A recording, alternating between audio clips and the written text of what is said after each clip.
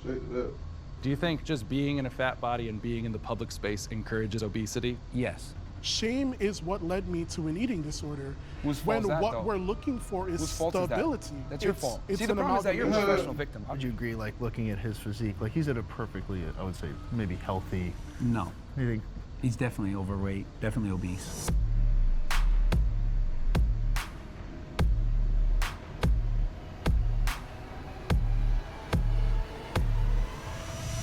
My name's John. I host the Radical Empathy podcast. I used to direct episodes of Middle Ground, but I'll now be moderating today's discussion between jacked men and fat men. Our first prompt is, I have felt disgusted looking at a fat body. Can our agreeers please step forward?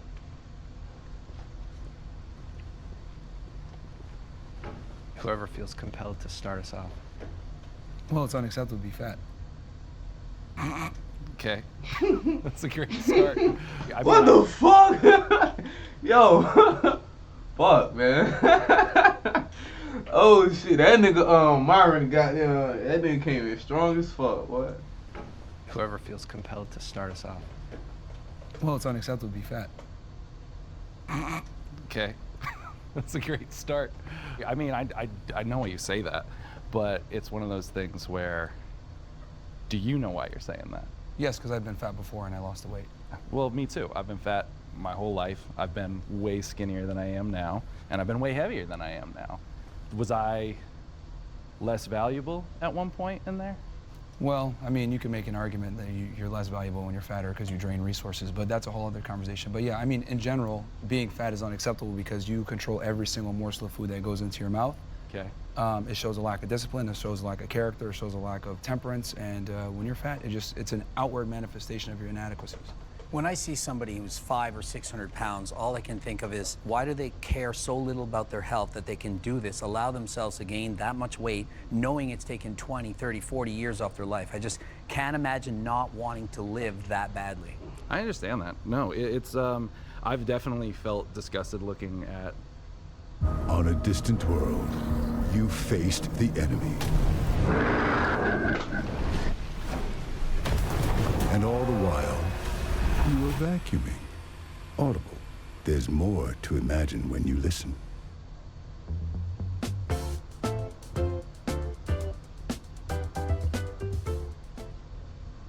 My own body and looking at other fat bodies in my life. A lot of the disgust I felt looking at people was me feeling disgusted with myself and then projecting that feeling onto other people. And I don't think anyone on either side will disagree that health is important.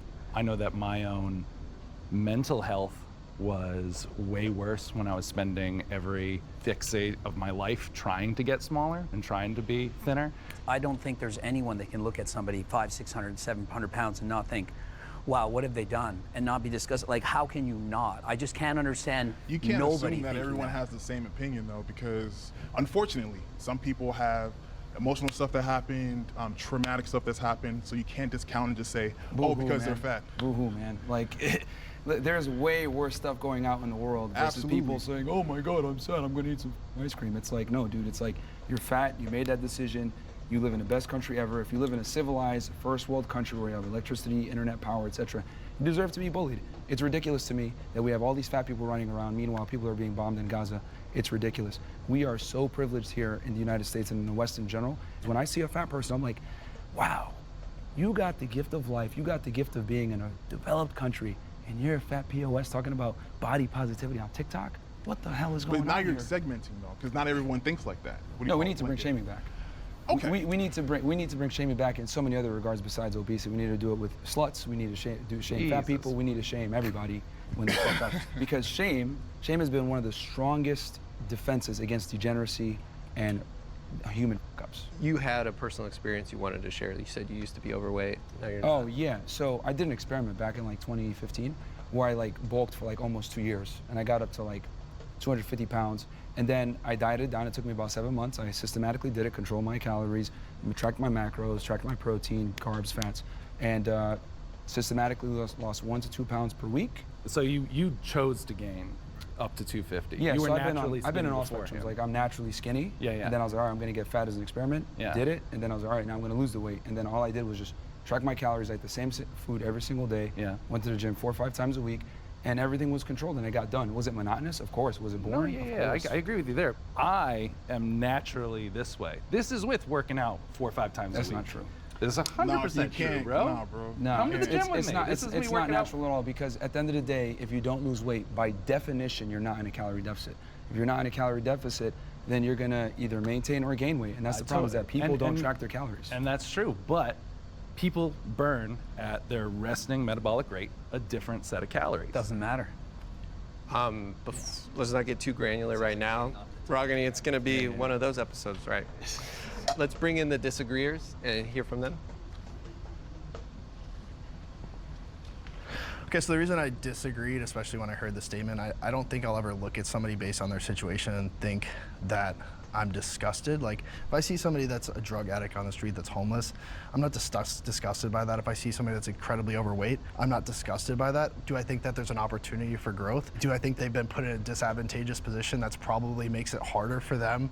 Absolutely. I think I'm kind of an empath, so when I see somebody, I know that there's things underlying, and one of my best friends is 400 plus pounds. I've helped him lose 150, 200 pounds. He's gained it back. And I don't look at him and say, I'm disgusted, but I know how bad he wants it. And just seeing how hard he tries and then reverts, it's almost more tough for me than to be like, oh, that's disgusting, you know? And I think there's plenty of people that look at me and say, that's disgusting. I never want to look like that.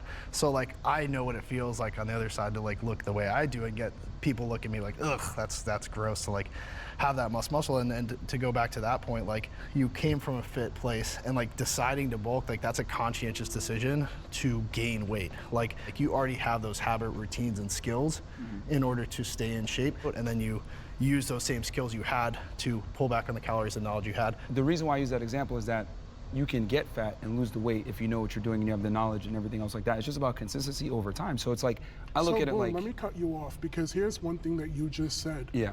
You had the tools. So there's people that don't have the tools that you've passed judgment on, and you have failed to realize that with the tools, people are very much capable of achieving amazing things. But okay, let's talk about set no, tools. hold on, I'm not done. Why you cut me off I'm before, not done. remember? And I stood over there and I listened to you, and I was like, it's a ton of bullshit too. Oh, sure. But we're gonna address this, right? Yeah. You are passing judgment on people who lack the tools to do what it is that they need to do to get themselves to a certain point of health. There are multitudes of factors that weighs into what goes on with somebody's body. There are people that even if they work out, losing the weight does not come as simple as just going to the gym, cutting calories, watching everything that you eat. There are some people that have a disposition. I have a disposition. But does that mean that I'm not active? Does that mean that I'm not doing certain things? No, it doesn't. But you're passing judgment on somebody's body that you know nothing about. Now, on the flip side, what if I turned around and I did the same thing to you? You're talking about how fit and stuff that you are, but you're over there and you're smallest compared to these other guys.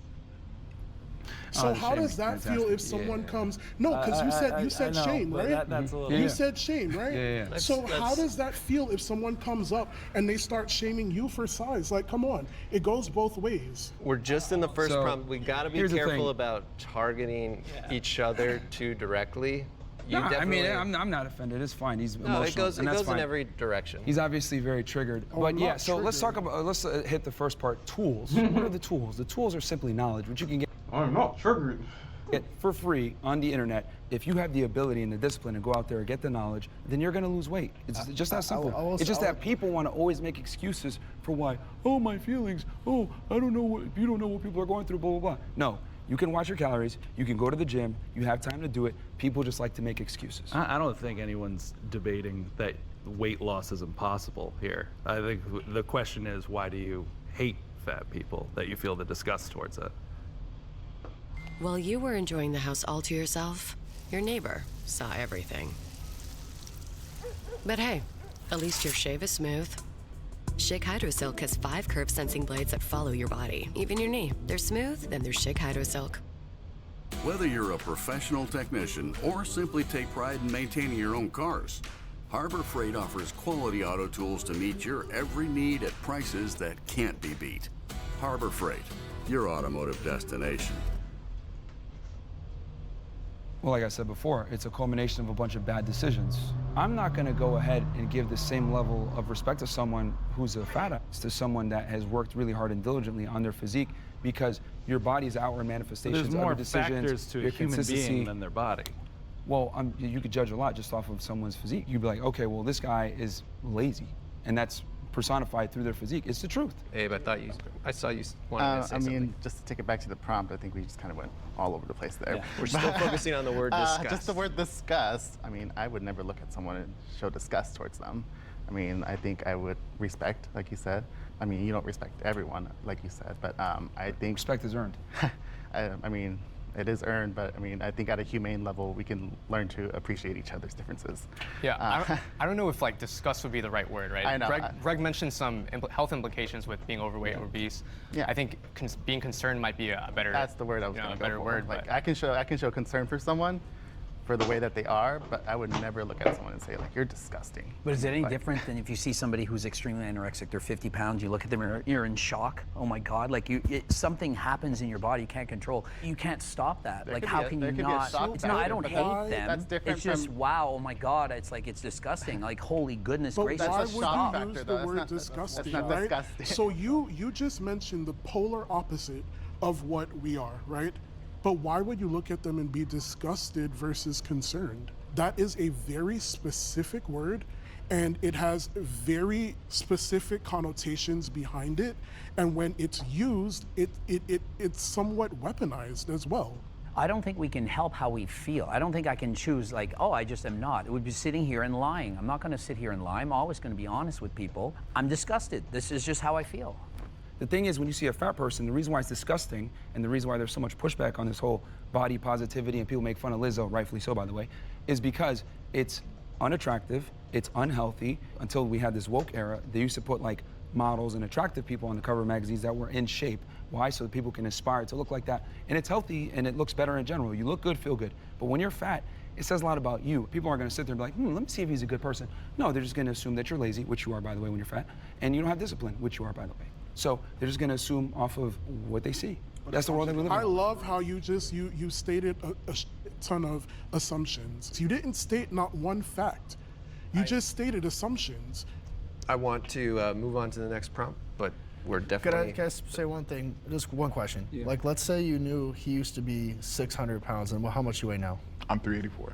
And now he's 384. Do you see him as less disgusting knowing he's lost 220 pounds? No, that's fantastic. I but think yes. There's still work to be done. But here's the thing, like I said before, unfortunately, human beings judge a book by its cover. It's just the world that we live in. Fat people, people that identify as 97 genders, whatever, they expect us to change our worldview for them, and that's just not how the world works. Like it's been that way. It's always going to be that way. That's I think what I don't get. It's just the world that we're in. Like people are gonna, yeah, it's different. Yeah, my bad. Now let's reset. Jacked men are more attractive than fat men. Will the agreeers please step forward? How come there's 4 guys over there? All right, so we're living in a bizarre world where people don't see the truth.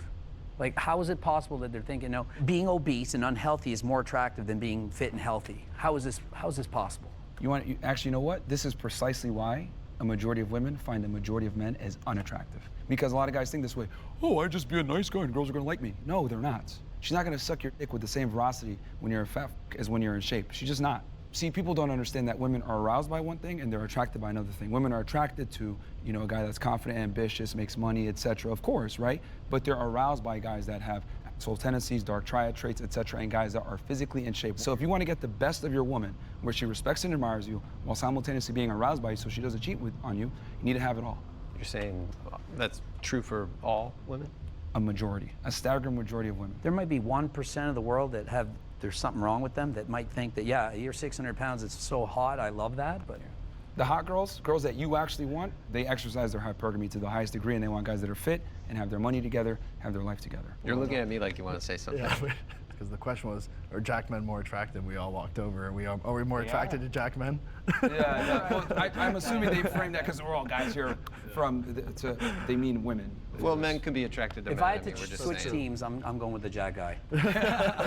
obviously this is going to be like personal biases, but I think attraction is very fluid in the sense that I can 100% admit, like there was probably 40 pounds of muscle ago is when most women would be like attracted to me. Of course, like fitness girls, they're totally okay with the size I am, but like probably most girls I'm like too much for. So I guess like where do we draw that line of like, I think for example like you would be much more attractive to most women than me. Would you agree with that? I mean, that doesn't mean that like if you walked up to a girl and let's say you're not her, like you're a little bit more muscular than she would, like if you have the charm and charisma, she gonna still go with you, man. It don't matter. I have an interesting point, and no shade on you, but I think if you had Zach, right, you're on the end? Yep. If you put Zach and Greg and you put them next to each other and you did a poll, I think that most women would probably pick him if you had to like, because he's got the height and all that. What would you guys say to that? No. No.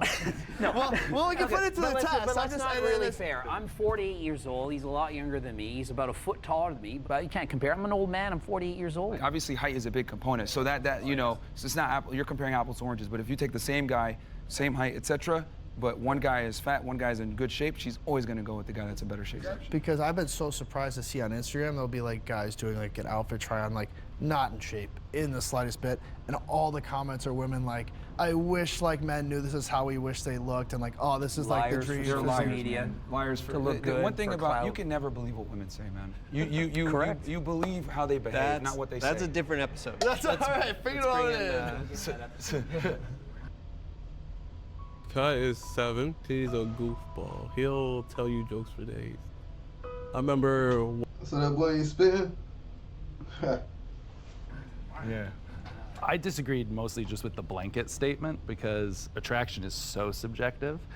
I am a big and tall model by trade. That's what I do. I model clothing brands. I've modeled with major fashion houses. I've been on the covers of magazines. You mentioned before dad bod comments and whatnot on social media. I was flabbergasted when I started how many people were commenting and DMing me and talking about how attractive I was, that it just kind of, I don't know, showed me that attraction is a lot more subjective than I thought, and people have a much wider range of what they find attractive than specifically a body type. Is being jacked the most important trait for being attractive? I'd argue for guys, it'd probably be otherwise, right? I think height would be a bigger money, height, fame, like what can you bring to the table? The number one thing is status. By far, status. People also go after what they think they can get. So if this guy is 6'5" and extremely attractive, and it's like, well, I can't get that guy. I'm attracted to the 10 on 10 supermodel, but I'm not going to get her, so I'll be happy with the 9.9 on 10. Just to be clear, are we speaking about women being attracted to men? It's not just about women. It's just about attraction. What is the most attractive, in your opinion, physique for a man? Okay, I'm speaking from like what women find attractive. So when I speak, that's what I'm talking about. Yeah, I'm sexually fluid. So my law of attraction.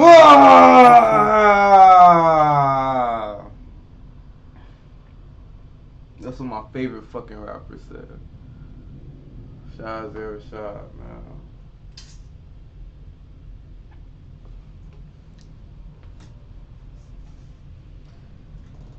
To anyone's standards, pretty much. I'm attracted to people in general. So you could be jacked, you could be more plus size, you could be skinny, you could be whatever it is. Look at that motherfucker face.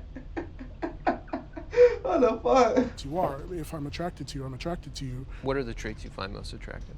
I think the way that you carry yourself is a really big thing for me. I can't date someone who lacks confidence because I feel like that seeps into other aspects of your life. Do you mind if I jump in on the confidence thing? Yeah. Okay, cool. So growing up, wasn't too confident in myself, and I gained that confidence when I started losing weight. And I noticed it was me putting myself in positions to get more opportunities with women. Right now, I'm single right now, but I'm doing okay. But the confidence came from me losing weight. So I do agree that it's a subjective kind of standpoint, but socially, I understand that physically fit men, that's just like what everyone's like. It's like what, I don't think it's as subjective as guys are trying to say. Attraction isn't a choice, and there are hardwired traits that women look for in men. And what I've come to realize is that what women put out there is what they find attractive or politically correct things. Oh, he has a dad bod. He's nice. He's a good guy. The reality is that women don't respond well and favorably to these men. There's a reason why nice guys finish last is a thing. It's because when you're too nice and you kind of bend to her will, etc. And girls aren't aroused by that. Girls don't want to say what they're really aroused by.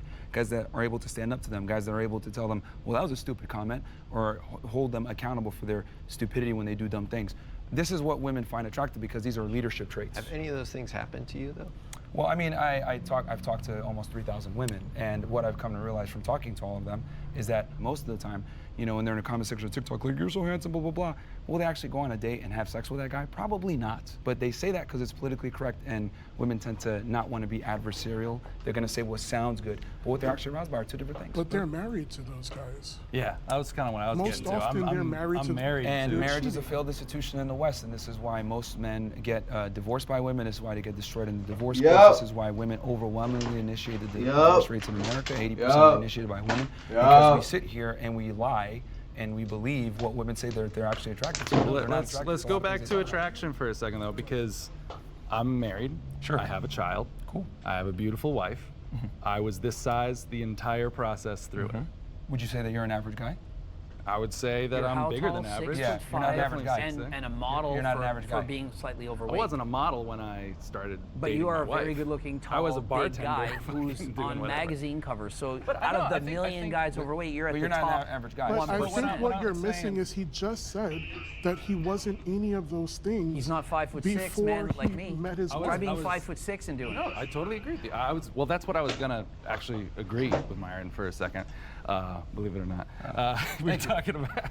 You mentioned status, and then a lot of people other mentioned confidence. So you even put it in your own pecking order ahead of being jacked or being physically status for sure. attractive. Wouldn't you say that matters more? Confidence, how you carry yourself, how you do it? I mean, the prompt was simply, is it either you're jacked or And are you fat? I'm not What's gonna more argue attractive? the fact that our society definitely finds jack guys more attractive. But I disagreed with the statement because it was a blanket statement that I have found untrue in my own life. This nigga Myron got the funniest fucking faces, bro. Because like, what the fuck, bro? Blanket statement that I have found untrue in my own life. Do all of you feel like you'd be more or less attractive, let's say 50 pounds lighter than you are, and simply like just body fat?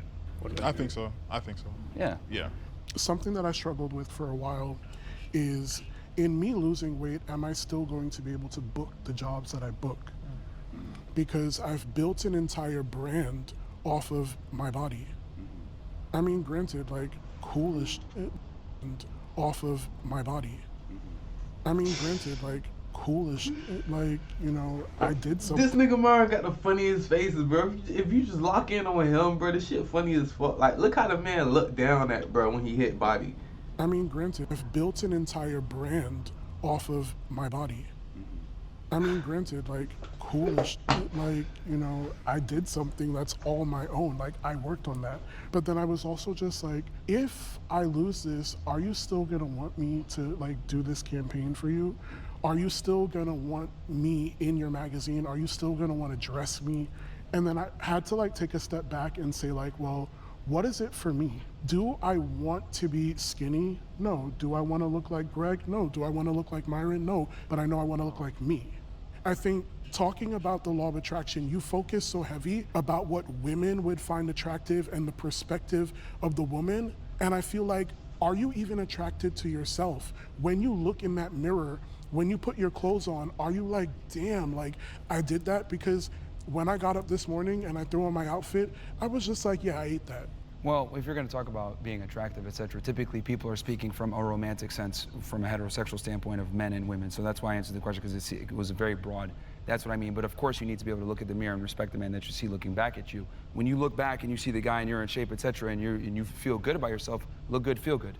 A byproduct of that is that women just tend to find you more attractive. It all works together in tandem. Are you happy with the way you look? Of course, of course. But I had to work to build this physique, and it took many years. I was an athlete in college, was a Division I athlete. It took many years to be able to do this. So What'd you play? I'm able to. I rowed in college. Crew. Oh, sweet. Rowing, yeah. I like rowing. So I think when fat people look at the mirror and they say, "Oh, I like that," that's cope, man. No, you don't. They say that to try to bring themselves up, but the reality is, most of the time when you're fat, you look in the mirror, you're like, "Damn, I really let myself go." Not every. You're fat like, you know what? person- It's not that much of a priority, so fuck it. Abe didn't get to answer the question going around. Yeah, I was in the same boat as you, just because I feel like I don't agree with the blanket statement. Personally, for myself as a gay man, I find myself attractive. I would say, like, I go for guys like you as well. And I feel like I get a lot of hits on those types of guys, and I'm pretty content with how I navigate my attraction, and I think it goes a lot to the status and their confidence. So.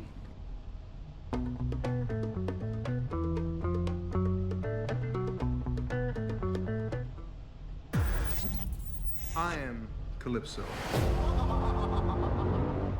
and I'm hosting a tournament. If you win, I will grant you a single. Like we said, so. All right, let's go to the next prompt. After 4 years, the Radical Empathy Podcast is now back. There's a new episode out now. Go give it a listen.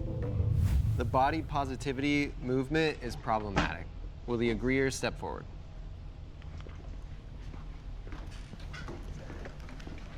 Well, I think where it becomes a problem is obviously you should be comfortable in your body, and if you genuinely love how you look, great, but you can't ignore your health. Being someone who is overweight, I've been fortunate enough not to have any extreme complications other than knee pain and stuff like that.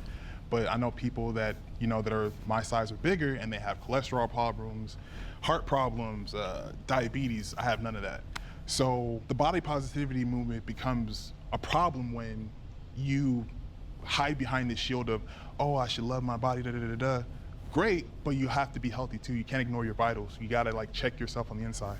Yeah, I think the big thing is you have to separate the health implication with you just being confident, right? I'm all for people to feel confident in their own skin. I think body positivity movement has been beneficial for plus size people in that regard, right? Because let's say there's a plus size person who's too embarrassed to go to the gym because they feel like they're gonna be judged, whatever it is. But it's because of body positivity, they're like, oh, hey, I see other plus size people in the gym, maybe I'm gonna give it a try. And all of a sudden they start going, they're like, oh man, I like this, right? And they keep it going. You can argue that without body positivity, maybe that day would have never happened for that person, right? But I think the problematic part really comes down to people extrapolating body positivity, shaming a celebrity, like let's say Adele, for losing weight, right? That's where I would kind of draw the line there. Well, promoting Lizzo. Making fun of Adele for losing weight, but promoting Lizzo for being a fat is unacceptable. Do we feel, are a lot of people doing that? I think the thing around Lizzo is it's not just the weight, it's the lifestyle. You see her drinking all the time and partying and not sleeping. There's so little to do with health. It's not just she's promoting loving yourself, which I think is great. She's promoting a lifestyle that is unhealthy, being very overweight, drinking, not sleeping. All of these things are not conducive to your health. So I think you conflate that, and sure, being body positive is important, loving yourself, loving the way you look. But if that's gonna influence other people to make bad decisions about their body and their health, that's problematic. Body positivity is disempowering people. It's making them think that they're healthy at any size, which they're not. And so as soon as you start telling people, hey, just love your body, like Lizzo will literally rub her belly and said, you're giving me all this power as she's eating a burger and she's promoting being obese. By doing this, you're just ruining it for people who actually should think, wait a minute, I can lose weight, I can go to the gym, I can eat less, I can do this. Personally, my problem with body positivity isn't necessarily what it stands for, and I feel like there's a misconception because there are those people that they use it to justify fatness and just, I don't even want to say fatness, I want to make it very clear, unhealthiness. Because there's someone like me who, I wouldn't say I'm necessarily part of the body positive community anymore. Personally, I would say I champion body diversity because it's all encompassing. It's inclusive of what everybody, is doing within their journey. When I expressed the desire to lose weight, another plus size individual that I used to be friends with was just like, well, I don't feel like I can share your content because I'm not sure how my followers are gonna perceive this. I think it might be triggering for them and stuff like that. And my response to it was, well, if you're championing body positivity, then what I'm doing should not be a problem, because the entire time that I've been advocating for people that look like me or people who have been othered in any capacity in general is that all bodies are good bodies. What we do with our body is what matters. And so body diversity is important to me because for a guy like you or a guy like the two of you might suffer from body dysmorphia. And that's a very real thing. You might not see yourself for what you really are. And so you're seeking unhealthy habits to achieve a goal.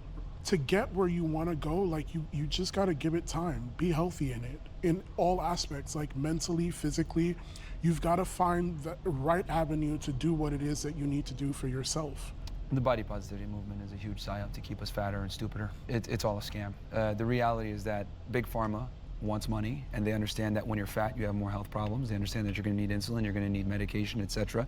And they make a bunch of money on us being sick. There is no incentive to actually have you be healthy. So let's go ahead and make our people fat as hell, get them in the hospitals, get them on medication, continue to make money, etc. It's all a big psyop. So you believe it's all intentional? Sup, sad sacks? My kids? No, these. Try this toasted chicken bacon ranch with melty provolone. Warm and comforting, huh? Not like my dad. New toasted sandwiches at Jimmy John's. Oh, that's good. You may get a little excited when you shop at Burlington. What a low price! You see that? They have my favorite brand! It's like a whole new Burlington! I can buy two! I'm saving so much! Yeah! Get more, spend less. Yes, we promote mediocrity. I feel like it's a subset. Yes, I'm sitting here because I do think that there is a part of it that is problematic. But I think that the problematic part of it is a subset of people that use it as a tool to weaponize whatever it is that they're doing. I think the whole movement is a problem. The body positivity movement in general is a problem. All of it. So you shouldn't feel positive even about your own, like for you, for instance, well, right? I think if you haven't earned, here's the thing, being happy and content with yourself, it's not given, it's earned. You have to go out there, work, and then you're gonna feel that satisfaction, like, I earned that, that feels good. So at what point do you earn it though? When you can look back in the mirror and actually, genuinely, not coping, respect the man that you see before you. And the reality is, people are gonna realize that you're gonna need to achieve a certain physique, because you have all these fat people, I love my body. No, you it's a lie, dude. You're just coping, you're lying to yourself. And now all these people on Instagram and TikTok with the body positivity movement are lying to themselves. They're not happy where they want to be. They just accept that because they're too lazy to make a change. No, but I genuinely do love my body. Right now as you are? Yeah. Then why are you going to the gym? And I'll explain to you. Then why are you going to the gym? I will explain it to you. I love everything that my body is capable of doing. I love the fact that at my size, I can do a lot of things that other people smaller than me still cannot do. But you want to lose weight though? And yeah, right. Which is good. I want to lose weight because I love my body, but I have one body. Why would I not love it? Yeah. And because I love my but body you understand is that your why body I'm now needs looking to to make changes. Yeah, right? make changes. But to say that loving your body is BS, no, you make changes, you make healthy changes to yourself because you love yourself. All of that time that I'm putting in, the work, the money that I'm spending, that's a labor of love. Because I love myself enough to know that I want to make some changes to live a better lifestyle in the sense of I can just do a little bit more. All right, let's bring in our disagreeers. So there's not a single problem. Oh no, I'm not saying there's not a single problem. To me, body positivity is more about bodily autonomy.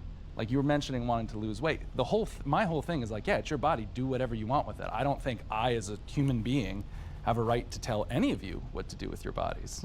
Body positivity kind of comes in and goes, okay, you as a human being have inherent value. Just in the fact that you are a conscious soul on this planet, you have an inherent value.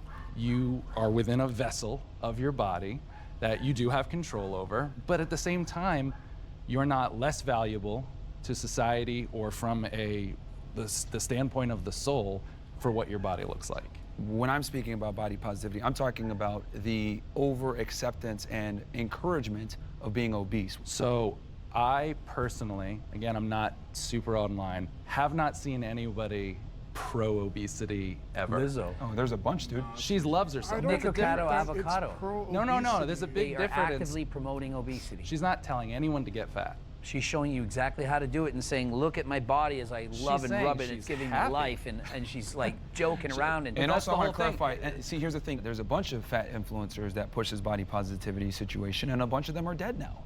No one talks about that. That didn't hit mainstream news. So I'm in that space. Yeah. Which influencers are you talking about? Because I don't recall their names, but there's a couple of them that passed away. They're YouTubers. They used to do these mukbangs where they'd eat a bunch of food on camera. That's totally different. Okay, but that's they're not a part of our community. That's a completely different thing. We're not saying we're gonna go to a restaurant and pig out just because it's entertaining or anything like that. There are people that they're called gainers, that their whole lifestyle, their fetish and things like that revolves around gaining weight. Yeah, and I understand that you're saying that that's not a component to the body positivity movement, but you got to understand for the general masses, they're watching that, they're going to attribute it to that. They're not in the niche, they're not a creator, so they're not looking at it like, no, this person's just a gluttonous person. No, they look at everyone who's obese that's making content about being obese and continuing that lifestyle as a part of the body positivity movement. But they're not making content about being obese, they're making content about overeating. Yes, and they which also is also encourage an that. eating disorder. Yeah, and they also encourage being fat as well. Do you think just being in a fat body and being in the public space encourages obesity, just flat out? Yes. So just us existing, we're saying, yes. Yay, everyone go gain weight? It absolutely impacts other people to think, well, think of it. You're 6'6", good looking, you're modeling. But it's going to encourage other people to, well, hey, look at him. He's got lots of... So then what about when I go to the gym?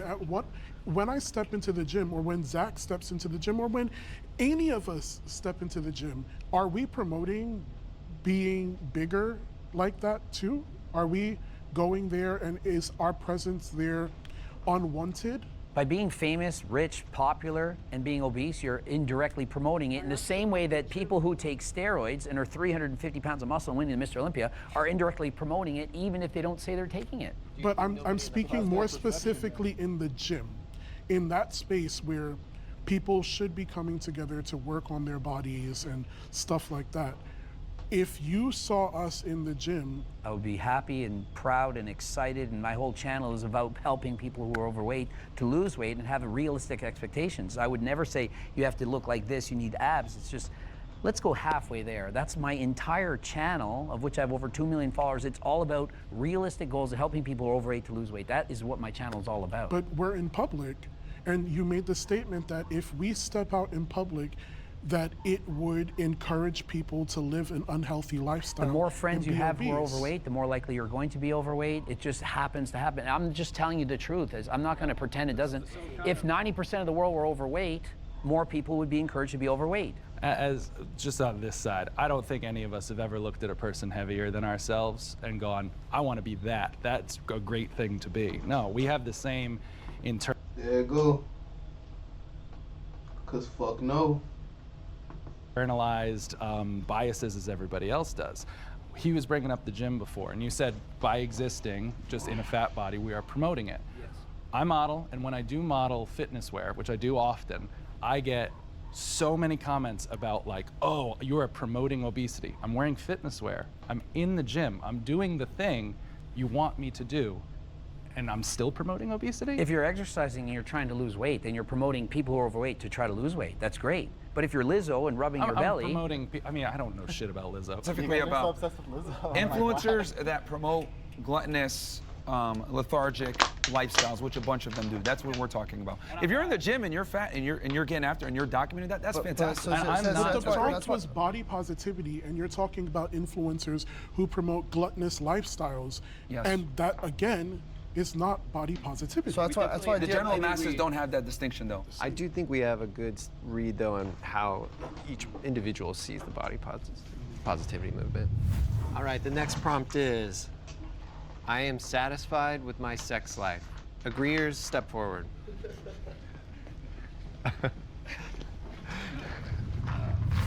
I have abused my body. Will the agreeers step forward?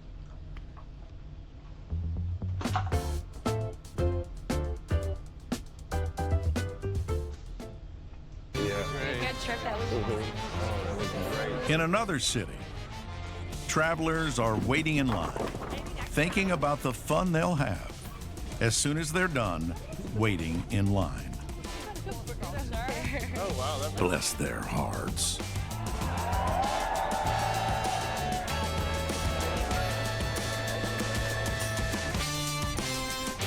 For real, visit North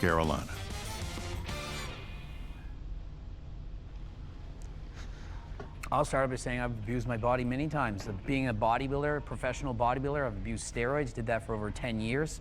I don't think you can get to the level that you have to get to be a professional bodybuilder while being natural. And so absolutely, and I would say that somebody trying to abuse steroids to get that muscle, to get that look is just as unhealthy as somebody who's obese. So I don't try to be a hypocrite. I say I've done these poor choices. I'm 48 now, I don't do steroids anymore. And so I recognize that what I did in the past was bad, probably took years off my life. And so I would say to people who are overweight, why don't you do the same thing? And if you're not, then do you really care about your health? Because if you do, you would stop doing the things that are leading to being morbidly obese. But then to your own argument, you spent 10 years doing something you knew was inherently unhealthy. Correct. But then you're gonna turn around and tell people that they should just wake up. But yes, exactly. Like people should have told me, Greg, why do you keep doing this to yourself? You do not recognize what's going to happen, and if we call it shaming. Why are you abusing steroids, Greg? Think of it. Think of the years you're taking off your life. Maybe I would have waited. But the power was in your own awakening, right? The power right there was in your own awakening.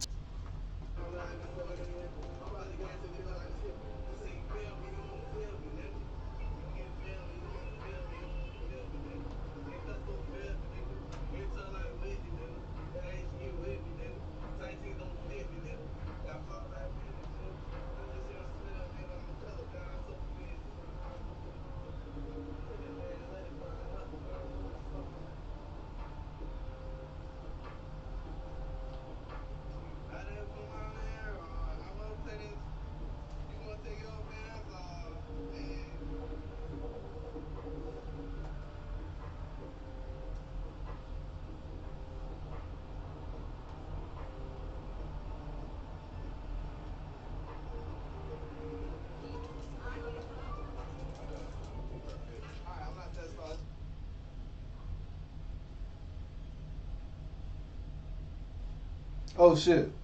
To realize within yourself that you were doing something negative and then you made the change for it, right? And that change is now consistent.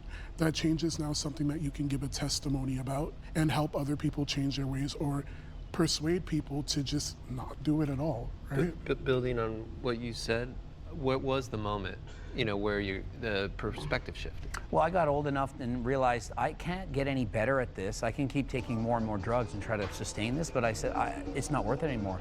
So I had to completely change my mind around what I was doing, which was being judged on my appearance. And remember, I make money on how I look, and so that's gonna have a huge impact on me. And I had to say, I need to get my dopamine, my self-worth from something else. So I quit doing all the bodybuilding competitions, and I said, I'm gonna start riding bikes, I'm gonna learn Spanish, I'm gonna do something else where I can feel good about myself. And it's hard. Like, look at this guy, 300 pounds of muscle. 20 years from now, is he gonna wanna still be this size? He might look back and say, I maybe regret certain things. And I think if somebody's overweight, they're gonna think the same things. Like if you're 400, 500, 600 pounds, you're gonna think, is it worth doing this? Is it worth eating all the time? It's tough. I think this is the first actual middle ground I think we're finding, which is really great because it's true. I mean, I've been harmful to myself on both sides of the spectrum. There are times I was taking, 20 to 30 diet pills and laxatives a day, eating less than 400 calories a day, working out nonstop. And then there's the other times where I was eating way too much, smoking way too much, drinking way too much, and abusing my body in the other way. I think we all come to the realization of what we're doing is harmful in different ways at different times. Like it took you 10 years to come to realize that was harmful. My thing is sometimes it takes people who might be overweight or, at that high tier, that 500, 600 pounds, to realize that it's harmful for them. And maybe in their life, they don't feel like it's harmful. And they're happy. There are people, believe it or not, legitimately happy in certain Ignorance sizes and is shapes. bliss. I was happy at the moment. But I felt why like is it there was. bliss an Ignorance issue? is bliss, but you could die before you wake up. But you could have done the before same that thing happens. taking steroids. That's Exactly, my I could thing. have died doing what I did, and so is it not my responsibility to tell people, don't copy me, and so would it not be somebody who's, And I don't think there's 500 anything wrong pounds with to that. do the same thing? I don't think there's anything wrong with that. Even when you said before, you're like, well, I wish someone had shamed me saying, what are you gonna do? You're gonna kill yourself. That's not shaming to me. To me, that is compassionate and looking out for somebody. It's when you take it to the other level where you start insulting them, degrading them, making them feel like shit. As that men, doesn't... we insult each other and shame each each other, but it's as a friend. Like, this is what guys do. Girls don't do it. They all suck up to each other. You're all tens.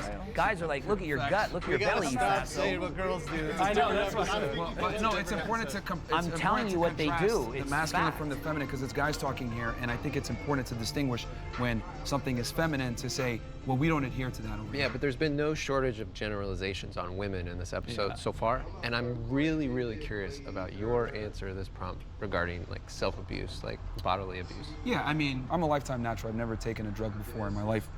However, I was an athlete in college, and obviously when you're a Division I athlete, you're training 2 to 3 times a day. It was very, very intensive. I would train through injuries, which wasn't intelligent, but at the end of the day, I looked at it like, hey, we got to win.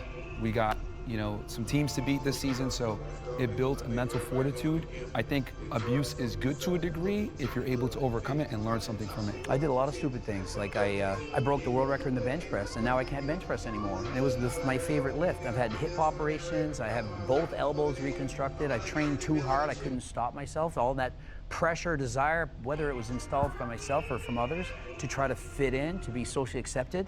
And I was addicted. I was bench pressing with shoulder pain. I should have stopped. I couldn't. And so, you know, I set the record and it's done. I can't even lift anymore. I don't squat, bench, or deadlift, because look at Ronnie Coleman. You guys know Ronnie Coleman?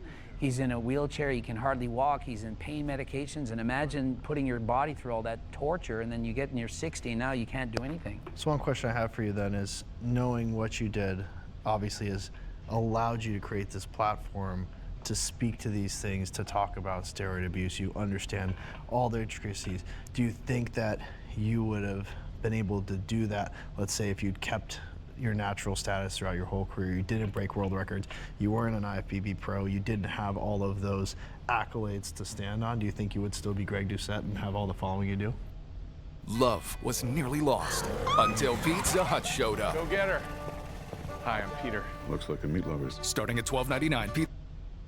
I do not think so. I think I'm one of those 1 in a million cases that was able to do what I do and actually got the success that I got. But if I look back and I'm really honest with myself, I regret doing these things. I was natural world champion and I was breaking world records natural, so I had the records, but I wanted more. I wanted more glory. I wanted more people to say, you're cool, we like you. And so I ended up taking steroids. I did that because I wanted to fit in. I wanted to be sponsored. I wanted a pro card. I wanted to be famous. And it worked. At what cost, though? How healthy am I really? Everything it is that you're saying, right?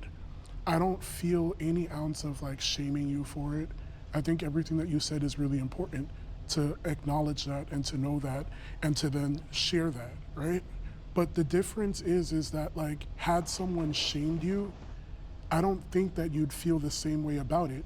Instead, people poured life into you and told you, like, hey, I don't think that this is right. I don't think that you should really keep doing this because it's doing more harm. The opposite happened. I was rewarded. When I started getting popular on social media, I was talking about my steroid cycles, I was talking about what I've done, and they're like, look at your muscles, look at your chest, and it was like, do you know how hard it was to stop? Because I was being rewarded with dopamine, with people saying nice things about me all the time. And for me to stop, I know that my views on social media go down. If I went on a steroid cycle right now, people are gonna fall, wow, Coach Greg, you're back. We miss the old Coach Greg. And so it's hard for me to be the 48-year-old old man that's still preaching fitness when they say, we love the old Coach Greg, the jacked muscle freak. And I have to fight the urges not to use steroids every single day. Because I know I would look better, I know I would feel better, but I'm like, it's not healthy, and so I have to say no.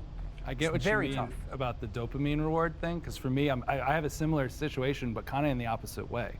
Every time I start slimming down, I start getting the, what are you doing? Why are you losing weight? Because I am in that large guy space. So it's like, it's very funny how much on both sides, outward opinions just like really, really just make what we do hard.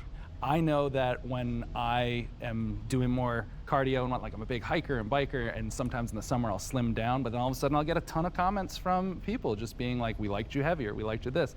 I'll have clients that'll stop using me because I've gotten too small. And so you're kind of seeking that dopamine, that approval, also that career boost. You get stuck in this loop of doing things that you know aren't good for yourself. I wanted to hear from you, just going back to the prompt, why you came forward.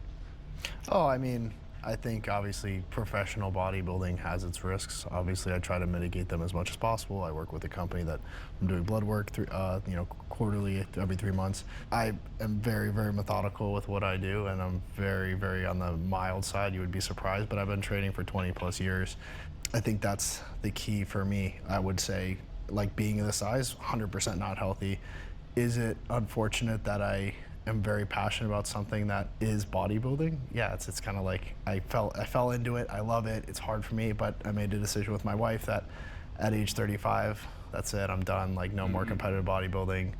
I have an understanding, but like Greg, I have the foresight to know, like, there has to be a limit to it, because if you just let it go, I would have to be probably 25 more pounds of muscle and like have to do things that I'm not willing to do in order to be like, let's say, Mr. Olympia, right? So, because all the way through my 20s, I was close to like 230 pounds, natural all the way until I was like 27 and a half. So hopefully I'll be okay going back to that size. Do you use steroids currently? I mean, I use... I think that's the biggest insult in the world right now. No. I only ask because, again, we're on the topic of body abuse, right? So I'm only asking that in that realm because of what you said about it. I'm not asking that. No, it's kind of like, it's just like when you're jacked like that and you say, do you use steroids? It's like, you think you can look like this natural? Like, if I said, hey, are you on steroids? Look at that body. Like, if I said, you look like you're on steroids. Yeah, people think you're on gear, it's a compliment. If I said, obviously you're natural, they'd be like, what do you mean, obviously? There's no obvious. So yes, I'm enhanced. Okay. It's literally just like a question that I have, but it's also just like, well, what do you do as you're progressing in that to get to the points that you want? So that's where that question stems from. And I also really appreciate your candor for that. Yeah, I mean, I think I will 100% say, like, some of the best shape of my life was natural in my 20s, like very lean, probably my healthiest. Like, if anybody tells you they're like an IFBB professional bodybuilder, it's almost 99% of them are in some capacity enhanced. It might be very minimally, it might be through the roof, like you wouldn't even believe what they're taking, but it's there. It's part of the sport. It's unfortunate, but like, that's the problem. That's one of the problems we talked about earlier with the fitness industry, is like, that's the expectation. Let's bring our disagreeer. Hey! Boy. Good job not abusing yourself. Yeah, so I took abuse as like doing things that's negative for your health, and for me, I've always approached fitness from a health kind of lens, right? Like Myron, I'm 100% natural.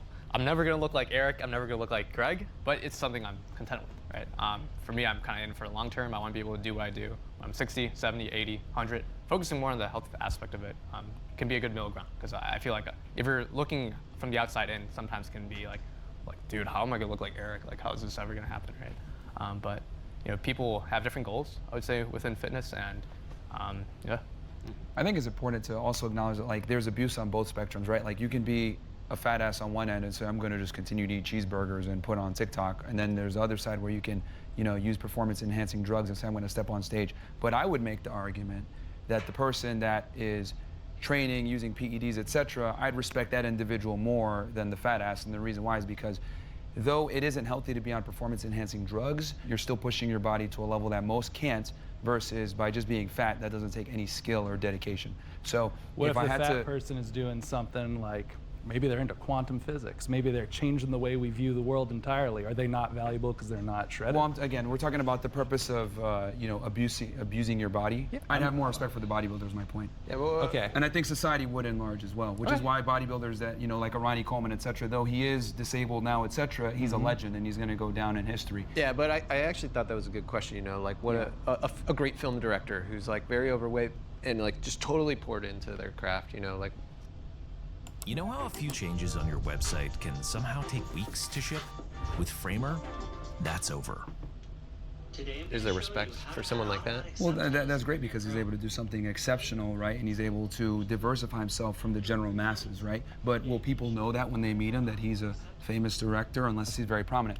But yeah, there's exceptional people that are fat in certain regards, but we're talking about body abuse here. I'm just saying in general, I would have far more respect for the professional bodybuilder that's using like PEDs. Peter Jackson versus making multiple versus award-winning films. Was that there's Lord of the Rings? Exceptional happening. But some guy like taking PEDs is better than two different things. Sorry. No, sorry. I'm legitimately curious. Yeah. You have guy using PEDs on one side trying to do stuff, and then you do have like Peter Jackson, Lord of the Rings, multi-Academy that's why I was Award very winner. explicit to say I'm talking about the fat influencers. Yeah, so like yeah, I'm talking in that fat, context. yeah. Like if Maybe you're gonna have abuse of maybe your I body missed on two different ends, right? One extreme is a bodybuilder, the other is a fat influencer. I think me and most of society would have far more respect for the I think he's going to bodybuilders. respect a hardworking billionaire. I understand that, but I also think that like if someone's abusing themselves in any way, there should be some empathy and like rather than just being like you're a better abuser to yourself than that person. Fitness culture can be toxic. Agree or step forward? Here we all are again. Hey, let's hear from the jacked guys. 100%. I think you can perpetuate so many themes that are so unhealthy. Like there's so many images online of people that post in like the best lighting with a pump. That is the societal norm of like what's good, and it even like affects me because I'll see people and I'm like, oh, I look like garbage compared to that. I think that right now it's like there's a lot of misinformation online when it comes to like how to get fit, how to stay in shape, and a lot of people are monetizing it. These like crazy fad diets, like you can't eat certain things, carbs are bad, fruit has sugar in it, so it's gonna make you fat. So like now food is almost being weaponized and then to be monetized so that you buy their ebook to tell you the exact secret code in order to lose weight. So fitness is an industry, right? So people are incentivized to say whatever that is to make money. And so it's been harder for me as a coach that takes a more holistic approach to wellness and fitness and saying, hey, it's all about balance. And like Greg's the same way. I know I felt like, I watch a lot of his videos. That is the correct approach to like making a plan that's not super restrictive. So I think that's why, the fitness industry, even being part of it, like is frustrating because there's so much misinformation. I would say also that there's so much pressure to look like us, and it's causing people to develop body dysmorphia. And so this is a huge problem. So when you swipe on Instagram, you're being shown the top 1% of the top 1%. They all have a six-pack abdominals. Everyone feels inferior. There's pressure. Then that causes a whole host of problems, eating disorders, people feeling like shit. They don't like the way they look in the mirror. And then they keep looking for information. And then what information they're getting, half of it's wrong, like you were just describing. And so where do we go from there? There's no solution. I think the issue comes from the misinformation, just the lack of keeping things simple. But we like to have fad diets, go paleo, go vegan, go whatever it may be. And it's like, the reality is the best diet is the one that you can adhere to. And I think we need to let people understand that fitness is a lot more sustainable and easier than people think it is, which is why I make fun of fat people so much, because it really is simple and it comes down to numbers and tracking your calories and being disciplined and going to the gym. This is why I have no sympathy for fat people, because it really is simple. But that right there is what keeps guys like us out of getting into fitness. Shouldn't it do the opposite though? No, no one How wants to come? be told they're a piece of If shit. I was being made fun of all the time for being short, I'd wear shoe lifts to be taller. Let me explain this. Like, shaming rarely works, and I'll bring this back to somebody I follow, and I appreciate their content. He's a guy named Alex Hormozi, and he does a value equation, and on the top side of that equation, you have the perceived value of whatever you're trying to achieve, plus the perceived chance of success. So how likely are you to, achieve said result? And on the bottom side of the equation, you divide by time, and you divide by effort. Shaming doesn't work because the value equation is driven by those things. So what I think we need to do on this side of the table is to make those things more accessible. Like you said, providing more value-driven information of like how to achieve a calorie deficit in a more sustainable way. How do you make it so it's not so much time? Because so many people waste time, let's say, doing so much excess cardio where strength training should be the main component. Yeah. So like, that's why I think, adding value and decreasing time and decreasing the amount of effort is gonna give you guys so much more emphasis or ability to achieve the result and more motivation to achieve said result than being like, oh, you're fat, what the fuck? You know what I mean? So that's just my Well, take it's on because it. the fitness industry overcomplicates it so that they can monetize it. So if So they why- tell is you, that their I got fault? the secret sauce. Well, this is why it's important to acquire knowledge and be able to, whether you go ahead and do your own research. And again, it comes back to doing the work, and people get so mad, like, oh, why is this hard? Do your research, look at the studies. There's so much fitness studies out there. There's no secrets. It's just discipline and sustainability Have you over a guys period have of you time. guys ever been confused about how to get and stay in shape based on the information that's out there? Totally. All right, Herbie, let's start the baby prep.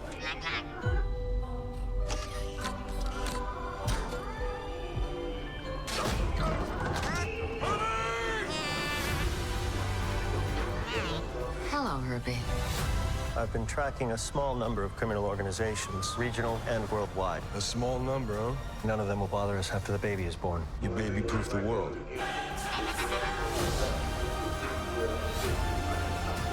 Marvel Studios' The Fantastic Four. See the biggest movie of the summer in IMAX. Get tickets now. Rated PG-13. Here's one snack that always makes the pack. The new Go-Go Squeeze Active Fruit Blend Energy Release. It's small, compact, and doesn't need to be chilled, so it's great for long approaches. Made with real fruit, B vitamins, and no sugar added. I would never, ever take advice from you to get that advice or to gain that knowledge because of whatever this disposition it is that you have going on, right? What's the disposition? Can you describe it? I think I just keep it real. I wouldn't even enable it toxic, but I think it's like you have this perspective about the world around you that I think What's the disposition? Can you describe advice or to gain that knowledge because of whatever this disposition it is that you have going on, right? What's the disposition? Can you describe it? About how to get and stay in shape based on the information that's out there. Totally. I would never, ever take advice from you to get that advice or to gain that knowledge because of whatever this disposition it is that you have going on, right? Was never, ever take advice from you to get that advice or to gain that knowledge because of whatever this disposition it is that you have going on, right? What's the disposition? Can you describe it? I think I just keep it real. I wouldn't even enable it toxic, but I think it's like you have this perspective about the world around you that I think is kind of really warped, and I don't understand why, and I would like to understand why, and I'm not getting it because you're like, shame is the answer and stuff like that, but It's worked for centuries. It's not though. It's why you have so much conflict. It's why we're literally sitting here today having this discussion. So here's the thing. You operate on what's ideal, I operate on what's real. And the reality is that the world is a much colder and harder place than you think it is, but you want to, people to just understand you and see your perspective and see you as how you see yourself. The reality is the world's never going to see you how you see yourself. They're going to see you on how you display yourself to them.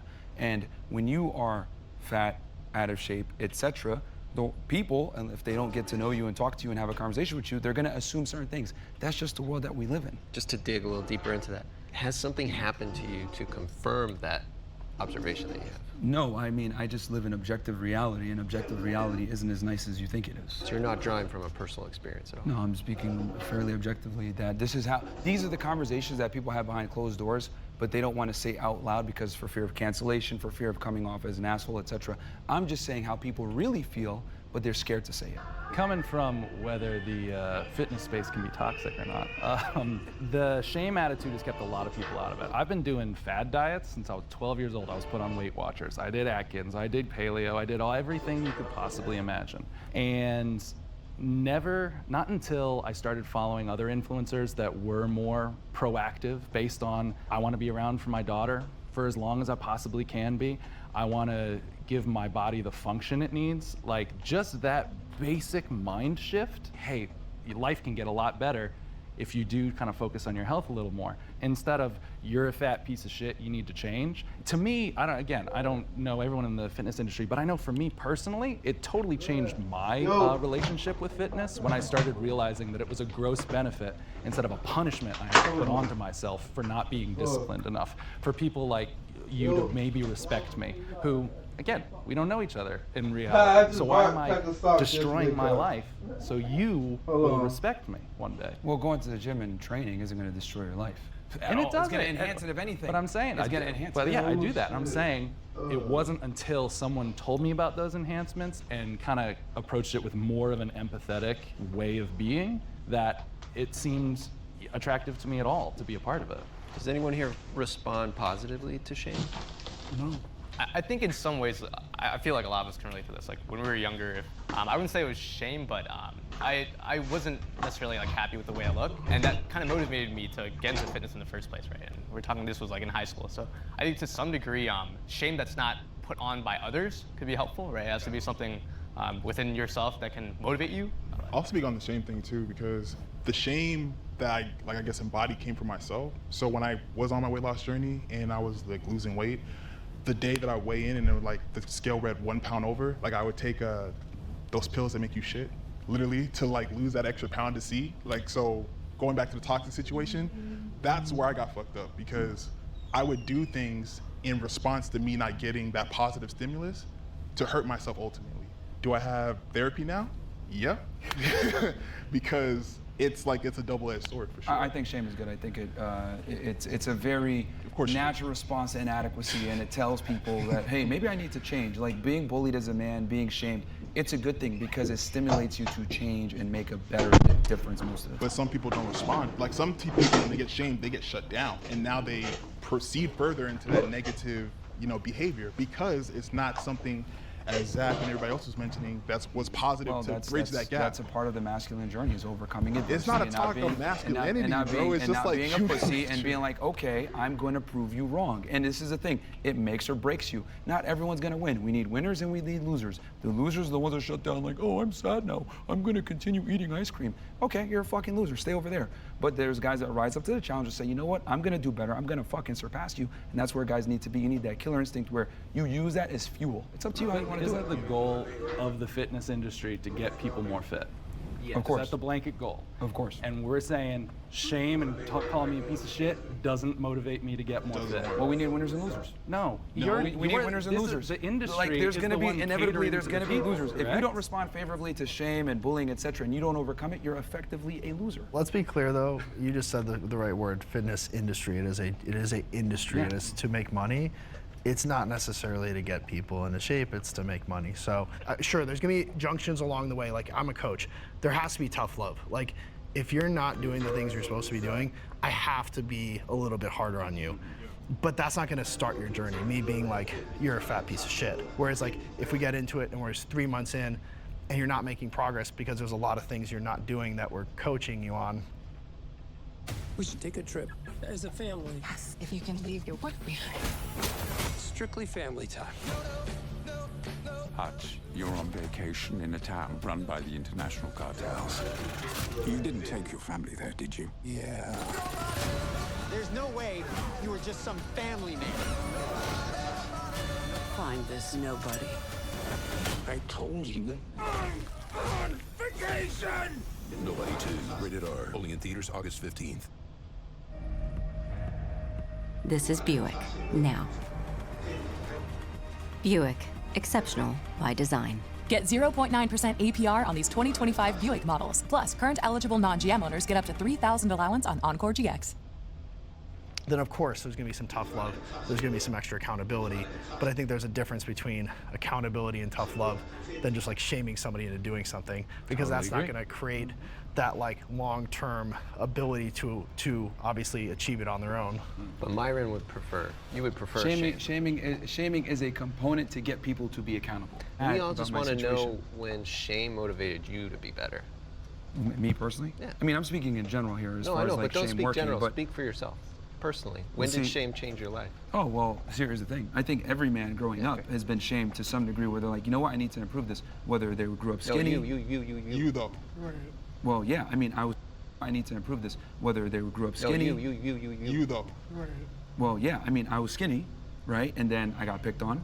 And I was like, okay, I'm either gonna let this define me or I'm gonna overcome.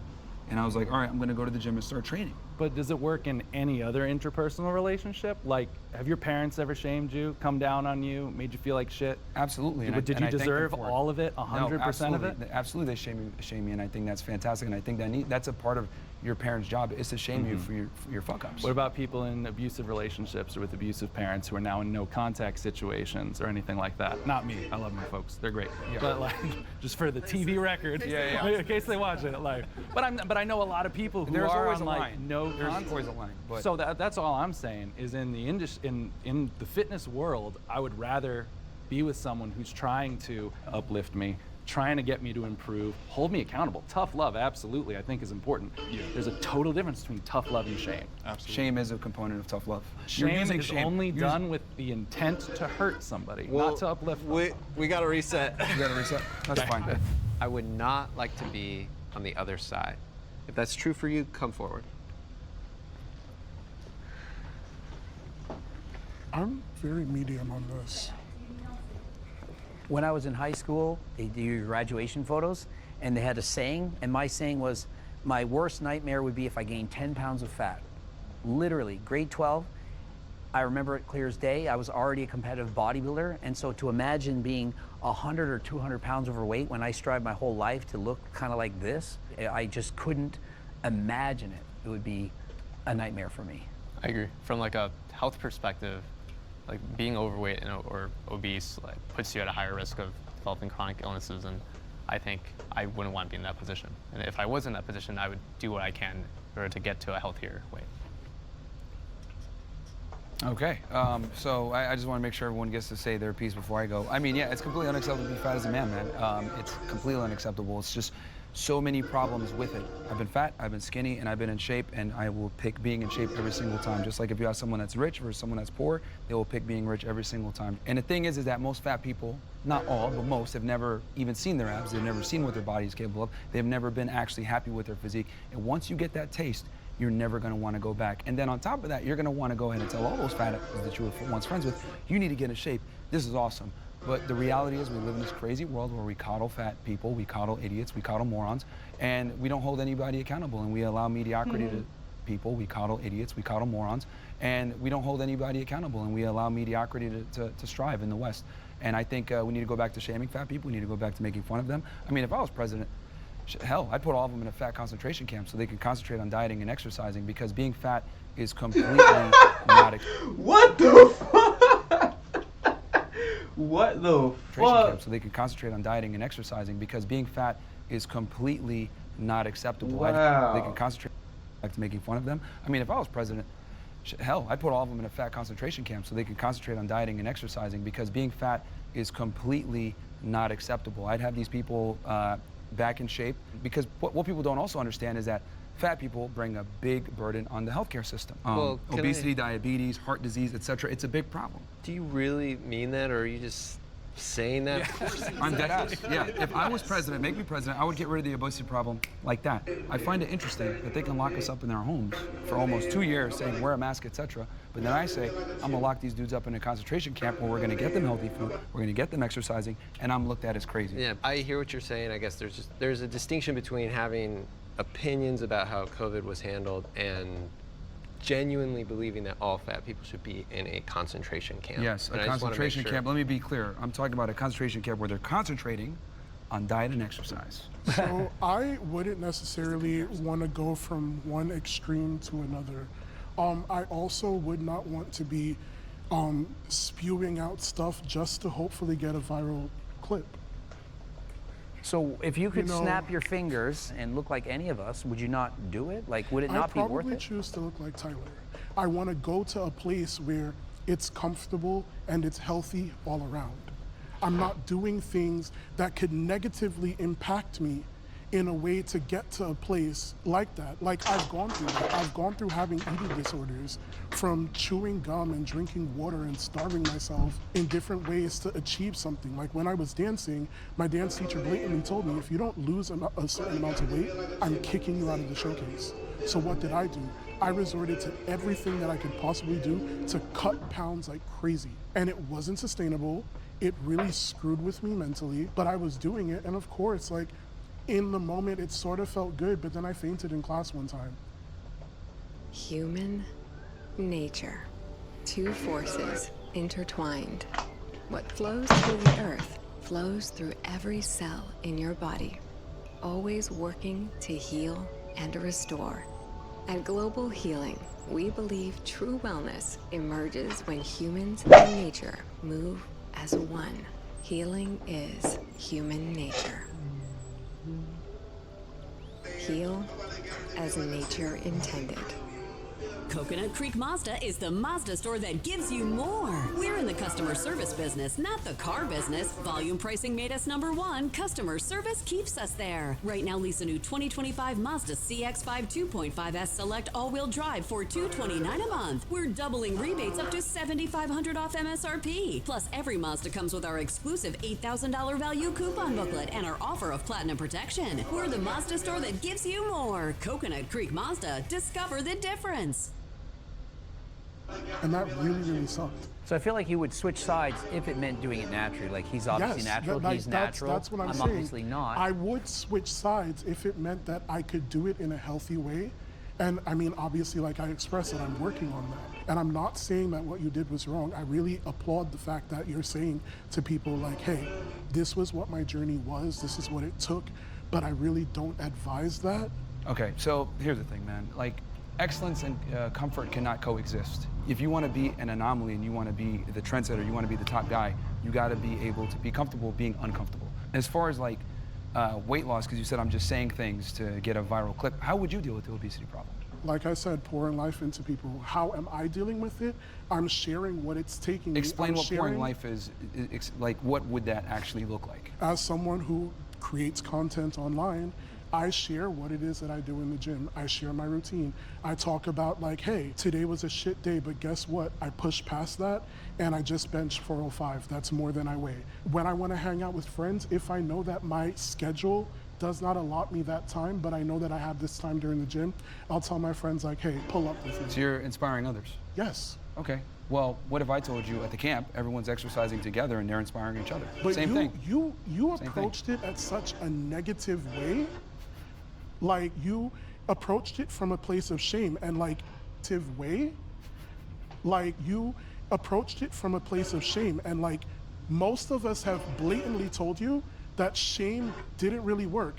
Shame is what led me to an eating disorder. Shame is what led me to unsustainable weight loss. Whose fault when is that, what though? we're looking for is Whose fault stability. Is that? Whose fault is that you decided to go an unsustainable route with dieting? Whose fault So if I was given a timeline that I needed to meet and I'm trying to figure out without also having the tools to do so the proper way, and I'm just grasping at straws on how I do it, yeah, it's not sustainable. Yeah, so whose fault is it that they chose an unsustainable route to lose weight? That's your fault. See, the problem is that you're a professional victim. I don't know if you've caught on to this, but you're a professional victim. You constantly blame others for your inadequacies and why you're fat. The reason why you're fat... I haven't blamed not one person for where I am. Yeah, because you're always like, oh, it's tough and all this other stuff. The reality is this, man. You eat too much and you don't exercise enough. I'm trying to figure out where these misconceptions about me are. Again, you can say whatever you want to say. I do want to press. Like I called you out on it, and I said it. You're searching for a viral clip. Everyone has an excuse for why they're fat. I think that it's really sad. And they can't take accountability for why they're fat. Really sad. We gotta pause. Let's bring in our disagreeers. We're arguing so much, I forgot the prompt. What was the prompt again? It was, I don't want to be on the other side. Oh, okay. No, of course I would. I'm a curious person. I have been in much more traditional, like aesthetically pleasing shape in my past, but I've never gotten to like your guys' standards. And of course, I'm curious about anyone's life, like what it's like to walk through their shoes. So I don't see why I wouldn't be. Yeah, I absolutely chose to, if I could, I'd switch. So when I was my lightest weight, which was 273, I wasn't anywhere near you guys, but I had muscles, I felt really good about myself. And now that I've fallen back, I literally like almost hate life because I got somewhere, got really close and it was out of reach. And now I'm falling back and I gotta fight again. So if I could, I'd absolutely would switch. What makes it hard to, like, I don't understand, like you were 273 feeling great. How did you get back? Like I'm curious. Curious. No, absolutely. How does that happen? So when I started my weight loss journey, I was very focused, like I can't take any outside help. Like I gotta do this on my own. I did all the research myself. So my problem was when I would hit plateaus, it hit hard because I'm like, I'm doing what I'm supposed to do, why am I not cutting weight? So eventually I hit enough plateaus to where like my mentality was just breaking down. Yeah, no, I mean, I agree with the prompt just saying like, I probably wouldn't go extreme like on your side of the spectrum, so that kind of stuff. But I would like to look like Tyler. Everyone wants to look like Tyler. Tyler is the ideal for me of what I want to look like. But I mean, I wouldn't wouldn't be that short too. But like, I think, look, I'm just gonna say it, the elephant in the room. Every fat person would want to be in shape. The problem is that they're not willing to do what's required to get in shape, hence why they are fat. But it's abundantly clear what you think. Like we've got lie. Kudos to you. It's a lie.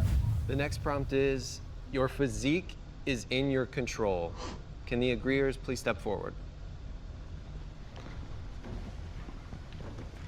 So long story short, in 2018, I got to my heaviest weight, which was 441 pounds, and I was depressed as, like, I'm not gonna cuss, but you can say it.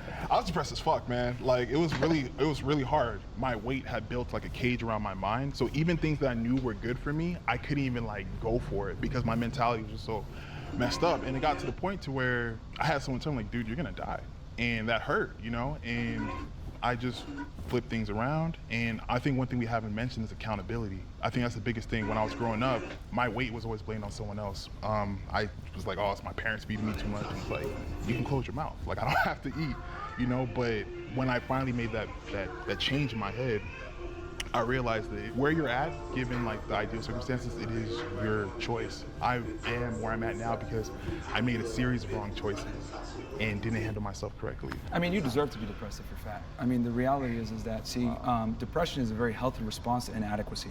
When you're a man, you gotta go out there and produce. We're not women where we can just coast on our looks and make it through life. As a man, you must produce financially. I gotta cut you off, bro, because no one deserves to be, like, people die from that shit, bro. Like, no one deserves to be depressed. Let me finish. The reason why you feel depressed, and it's a healthy response. I was like, oh, it's my parents feeding me too much. And it's like, you can close your mouth. Like, I don't have to eat, you know? But when I finally made that change in my head, I realized that where you're at, given like the ideal circumstances, it is your choice. I am where I'm at now because I made a series of wrong choices and didn't handle myself correctly. I mean, you deserve to be depressed if you're fat. I mean, the reality is that, see, depression is a very healthy. One thing we have, and that hurt, you know? And I just flipped things around. And I think one thing we haven't mentioned is accountability. I think that's the biggest thing. When I was growing up, my weight was always blamed on someone else. I was like, oh, it's my parents feeding me too much. And it's like, you can close your mouth. Like, I don't have to eat, you know? But when I finally made that change in my head, I realized that where you're at, given like the ideal circumstances, it is your choice. I am where I'm at now because I made a series of wrong choices and didn't handle myself correctly. I mean, you deserve to be depressed if you're fat. I mean, the reality is that, see, depression is a very healthy response to inadequacy. When you're a man, you gotta go out there and produce. We're not women where we can just coast on our looks and make it through life. As a man, you must produce financially. I gotta cut you off, bro, because no one deserves to be, like, people die from that shit, bro. Now because I made a series of wrong choices and didn't handle myself correctly. I mean, you deserve to be depressed if you're fat. I mean, the reality is that, see, depression is a very healthy response to inadequacy. When you're a man, you gotta go out there and produce. We're not women where we can just coast on our looks and make it through life. As a man, you must produce financially. I gotta cut you off, bro, because no one deserves to be, like, people die from that shit, bro. Like, no one deserves to be depressed. Let me finish. The reason why you feel depressed, and it's a healthy response to you being fat, is because it's your body telling you, like, wow. I am Calypso, and I'm hosting a tournament.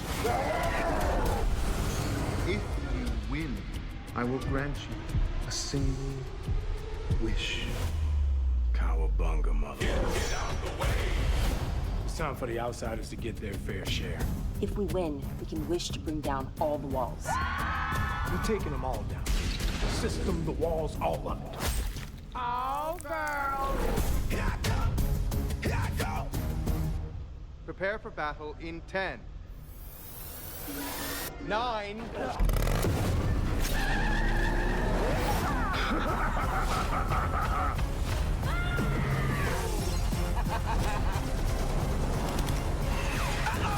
You make a run at me, I will end you. Feel me? We knew Calypso wasn't gonna make it easy on us. That's what makes your wish worth it. Get out of the way. It's all happening! It's all happening! Get out the way. Out of the way! Get out the way. Get out the way. Get out the way. Get out the way. Welcome to Twisted Metal.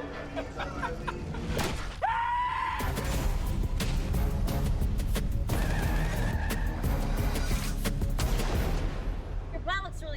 shooting.